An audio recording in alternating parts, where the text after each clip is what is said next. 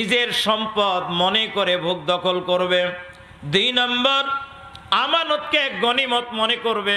3 নম্বর, জাকাতকে জরিমানা মনে করবে।